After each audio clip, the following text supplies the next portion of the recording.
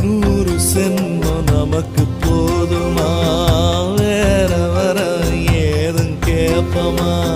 சகாவரம் கேப்போம் அந்த சாமிய, அந்த சாமிய.